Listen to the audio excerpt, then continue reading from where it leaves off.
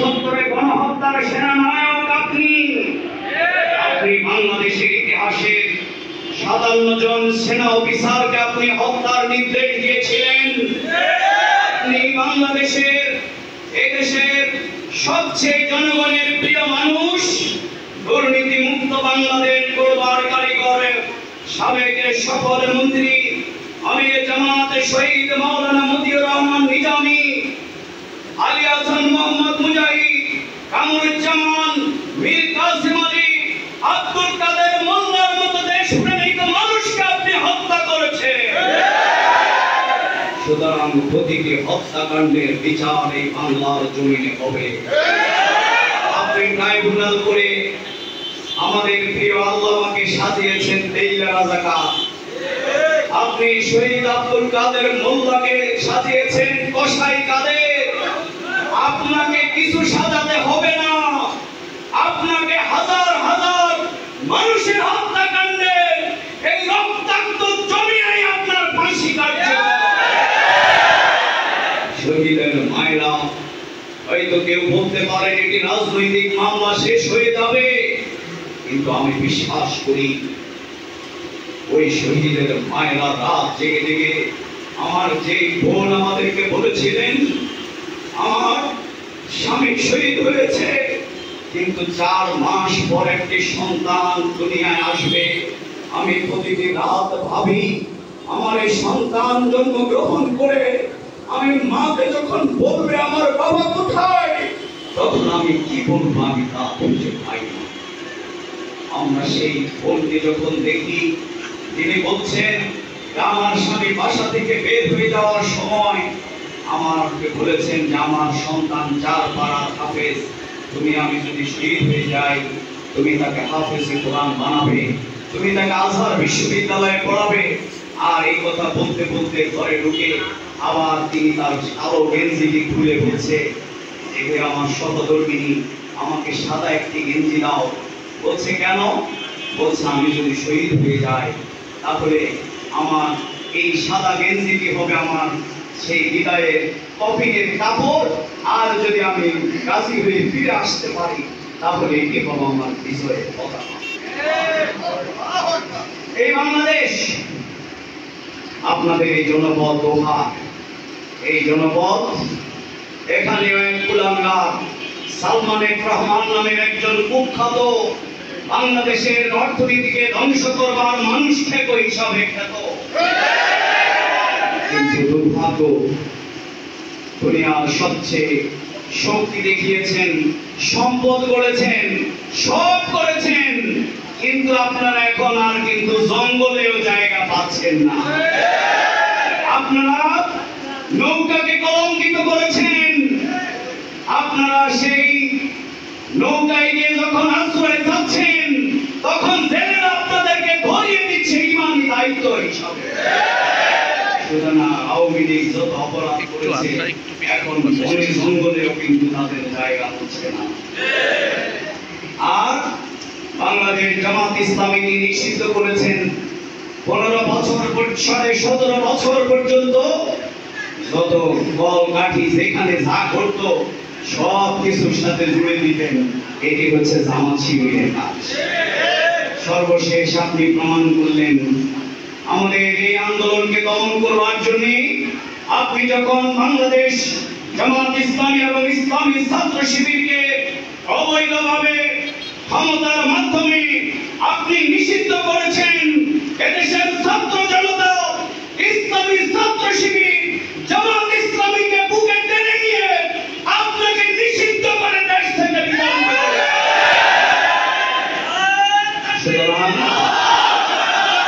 আপনি অসংখ্য খেলেছিলেন, আপনি এরকম ট্রাম কার্ড অনেক করেছিলেন, আপনি আমাদের অর্থনীতি, শিক্ষা, স্বাস্থ্য সবকে ধ্বংস করেছেন, হাজার হাজার কোটি টাকা লুটপাট করেছেন। বাংলার জমিনে প্রত্যেকটি দুর্নীতিবাজের বিচার বাংলার জমিনে হবে ইনশাআল্লাহ।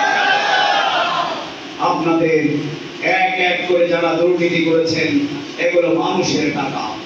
সুতরাং বাংলাদেশের মানুষের অধিকারকে প্রতিষ্ঠা করবার জন্য বাংলাদেশ জামাত ইসলামী তার জন্ম লগ্ন থেকে একটি ইনসাফ ভিত্তিক সমাজ নির্মাণের জন্য বাংলাদেশ জামাত ইসলামী প্রচেষ্টা চালিয়ে যাচ্ছে। আর বাংলাদেশ জামাত ইসলামী হচ্ছে এখন সেই বিভিন্ন সেই ফায়ার সার্ভিসের নাম, যেখানে মানুষ আক্রান্ত হয়, ফায়ার সার্ভিস যেখানে আগুন নেভানোর জন্য ছুটে যায়।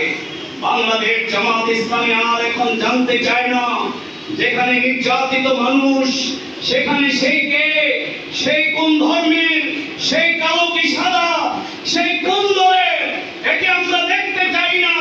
বরং নির্যাতিত মজলুম সকলের, শহীদদের, আহতদের বাংলাদেশ জামাত ইসলামী তার পরিবারের অন্তর্ভুক্ত করে নিয়েছে। এই জন্য আপনারা যখন পালিয়ে গিয়েছিলেন, যে পুলিশকে দিয়ে অবৈধ অপরাধ করিয়েছিলেন, তারা যখন অস্ত্র শস্ত্র ফেলে দিয়ে পালিয়ে গিয়েছিল, জামাত ইসলামী, ইসলামী ছাত্র শিবির আমরা প্রত্যেকটি থানা পাহারা দিয়েছিলাম। আমরা আমাদের আমির জামাতের নির্দেশে বাংলাদেশ জামাত ইসলামী ছাত্রলীগ যেখানে মানুষের উপরে অস্ত্র চালাতো, ইসলামী ছাত্র শিবির জামাত ইসলামী আমরা রাত জেগে জেগে মন্দির পাহারা দিয়েছি। আমরা বন্যার্ত মানুষের সেবায়, নির্যাতিত বনি আদমের কষ্টকে লাঘব করবার জন্য আমাদের আহ্বান, আমাদের মজলুম জননেতা, জাতির কান্ডারি অভিভাবক ডক্টর শফিকুর রহমান আজকে বাংলাদেশের প্রতিটি প্রান্তে প্রান্তে আজকে ছুটে যাচ্ছেন। সুতরাং সংগ্রামী বন্ধুরা আমার, তাই আজ বাংলাদেশের এই জাতির মুক্তি আন্দোলন, বাংলাদেশের এই জাতির মুক্তির জন্য আমাদের ছাত্র সমাজ গুলিকে বুকে পেতে তুলে নিয়েছিল, গুলির সামনে বুক পেতে দিয়েছিল, কিন্তু মাথা নত করে না।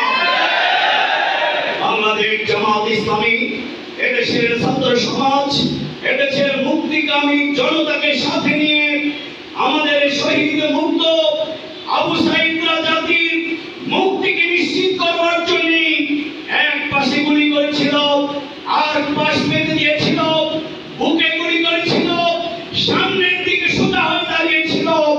আমার প্রিয় ভাই মুগ্ধ রাস্তায় উত্তরায় ডেকে ডেকে মানুষকে বলেছিল, ভাই তোমাদের কার এই আন্দোলনে যারা সময় দিচ্ছ, শ্রম দিচ্ছ, কে আছো তোমাদের পানি লাগবে। আজকে মুক্তের মতো বাংলাদেশ অপরাজনীতি, অপসংস্কৃতি, দুর্নীতি করার গ্রাসে আক্রান্ত এই জাতিকে মুক্ত করবার জন্য শহীদ আবু সাঈদ, শহীদ মুক্তের মতো তারা জাতির জন্য যেভাবে পানি বিতরণ করেছিল, আমরা জাতির কর্ণধার হিসেবে প্রতিটি জনপদে আজ আমরা বলতে চাই, ভাইরা আমার, আপনার জাতির মুক্তির জন্য দুর্নীতি মুক্ত সৎ মানুষ লাগবে, এটি জামাত ইসলামীর কাছে আছে। সুতরাং সেই দুর্নীতি মুক্ত মানুষ গড়বার স্লোগান যত সহজ, দুর্নীতি মুক্ত মানুষ তৈরি করা কিন্তু তত সহজ নয়।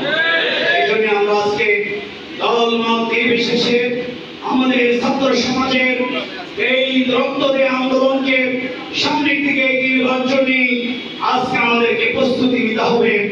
আল্লাহ রাসূল সাল্লাল্লাহু আলাইহি ওয়াসাল্লাম তিনি সেই জনপদের মানুষের কাছে এই দাওয়াতকে পৌঁছানোর সবচেয়ে বড় সর্বপ্রথম যে জিনিসটি পেশ করেছিলেন সেটি হচ্ছে তার অনেস্টি, সেটি হচ্ছে তার ইন্টিগ্রিটি, সেটি হচ্ছে তার সততার দৃষ্টান্তের মাধ্যমে তাকে আলামিনা সাদিক হিসাবে সেই সমাজের মানুষেরা বরণ করে নিয়েছিল। আজ বাংলাদেশ জামাত ইসলামী, ইসলামী ছাত্র শিবিরকে এই সমাজে আজ সেই জিম্মাদারি আমাদেরকে পালন করতে হবে। আপনারা কি প্রস্তুত আছেন?